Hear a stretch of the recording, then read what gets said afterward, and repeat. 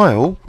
I had an interesting game last night against Leonard Marden, who is ETF 160. So in theory, I'm 189. I'm meant to be statistically beating him most of the time. I do have a good track record against him. He did once crush me in the King's Engine quite effortlessly and quickly a few years back. But I had a revenge in the King's Engine. I also beat him in the Royal Lopez Exchange variation, taking on c6 early. So in this game I played the English opening.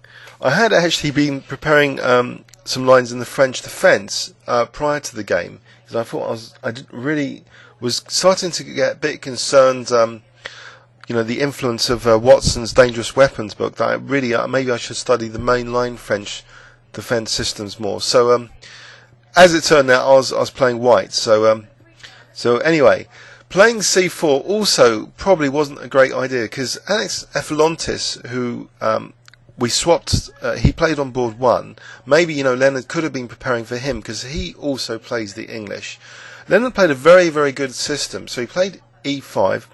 I suppose you can call it the reverse dragon variation of the English opening, because you can consider the English opening as the Sicilian defence in reverse when you play c4.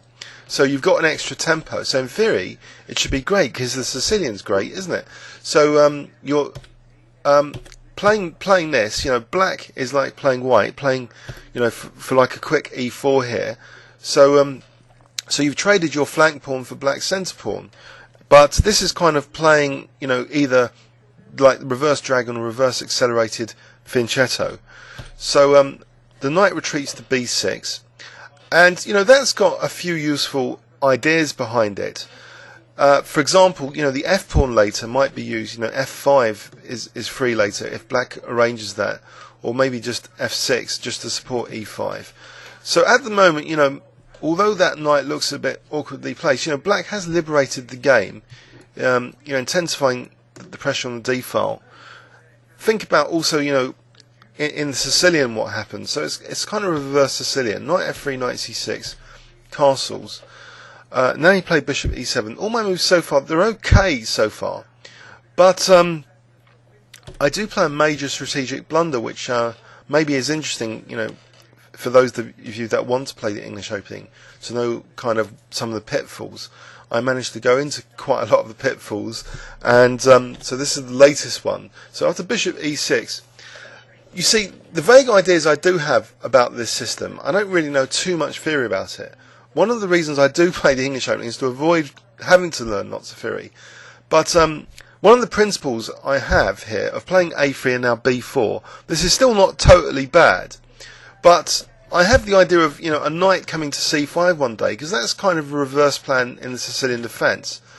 But I think now, looking at some games of Kasparov and looking at chess games Opening Explorer, there's a couple of key games which demonstrate that white also has to be aware of being able to ditch this c5 plan in exchange actually for a minority attack plan based on pawn structure, these two pawns, to cause some damage to black's queenside pawn structure, and you end up with a small advantage which can be like leading into a winning endgame, or maybe winning a pawn and then a winning endgame.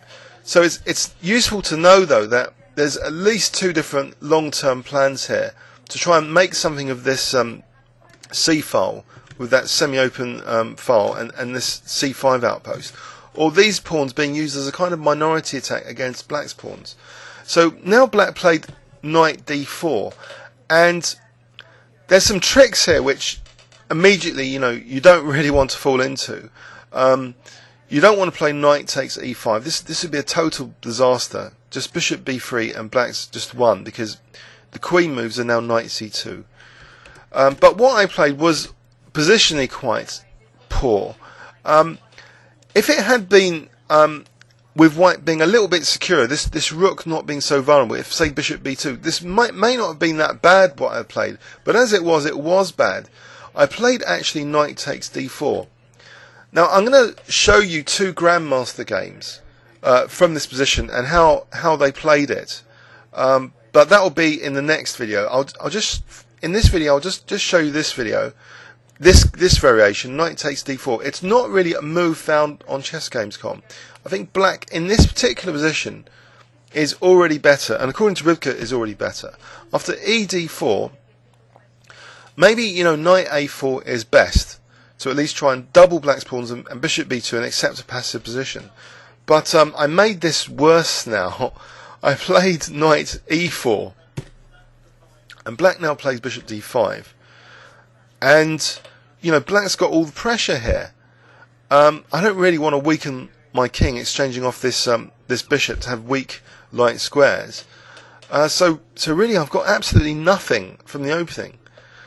And there's a lesson here. You don't really want to go into these club matches and end up getting absolutely nothing from the opening stage, because you end up, it's like grovelling for the rest of the game. It's like you've made this bed and you're going to have to sleep in it for hours potentially. But you know, the club matches are usually quite quick anyway. But still, this is not a great position to be in with the white pieces. And it's for this reason, you know, sometimes, you know, the surprise weapons which I've mentioned in previous videos and sometimes one with, you know, they're a good idea if you really don't know that much theory. You don't want a worse position, and you don't want to grovel for hours or 2 hours or whatever it is. So here, anyway, I made a made-up move, just f3, because I had this idea, you know, maybe if I play knight f2 later and d3, maybe it'll be okay. But the problem is that these pawns are now in conjunction with the rook on a1, gagging back black to play a5, and I'm clearly worse now. I have to do something about my queenside pawns, and so black is really on the offensive here on the queen side and has a great position. I played b5 and now he plays a4, so already I'm thinking of playing an exchange sack now. I play rook b1 with the idea of, you know, sacking the exchange if he plays bishop b3. He didn't go in for that. I thought, you know, maybe this bishop could later then come out with a vengeance on the light squares and stuff like that. Especially, you know, if black's got some pawns on dark squares, he's weakened his light squares. So this bishop b3, unfortunately, you know, he wasn't tempted by that. Rivka is also crying out for rook a5, just trying to, you know, victimize this pawn, you know, maybe with like bishop c4 later. But he didn't do that. He just castled, and I played now g4. So I'm probably making things a lot worse now. I did have, you know, this idea that, you know, maybe some light square pressure later, but he actually took on e4 and now played knight c4. So again, victimizing my pawn, and also he's going to set up a nice dark square blockade, and I've got quite weak dark squares. This bishop is a real problem bishop. So as far as the opening phase is concerned, it's like I have terrible weaknesses on the queen side. My queen's bishop is poorly developed. My queen side is poorly developed. My king's safety is also a potential issue here on the dark squares. So all in all, it's a bit of a disaster. I play rook f3. After knight e5, I play rook f5. And for some reason, the evaluation is not so bad here. It's at minus 0.53 at the moment. So somehow, black's played an inaccuracy here. Rivka here was crying out for bishop c5. So that's got some concrete immediate threats. If king h1, queen e7, I don't know. Black's apparently much better than in the game. He played, you know, knight e5. I played rook f5. Now bishop d6. So I play, you know, he didn't. Maybe he could have taken the pawn. But I get some compensation. Actually, my valuation actually improves now. Queen c2, and apparently, you know, it's only minus 0.28. I think, you know, maybe the bishop's got some opportunities now. If g6, rook f2, this kind of position maybe. I know I'm a pawn down, but there's some compensation there. But anyway, he didn't take that pawn. He just played bishop d6. After h3, he plays g6. And you know, I was thinking, maybe these dark squares are going to be useful in the future. I play rook f1. Now queen e7, again targeting a3. I play d3 now, so I'm thinking, oh, you know, take the pawn, because I want to play bishop g5, queen d2 and bishop g5 to try and get some sort of dark square attack going. But apparently this is harmless. He should have just taken on a3. For example, this kind of variation. He's able to just defend with, you know, rook e6 and bishop f8 now. So he would have been a clear pawn up, and this pawn would have been a dangerous pass pawn. He didn't play that. He just played f6. So I play queen c2, plays rook f7, and now I play queen a2. So I'm kind of okay, actually, nearly okay in this position. Miraculously, the evaluation has now gone to minus 0.06.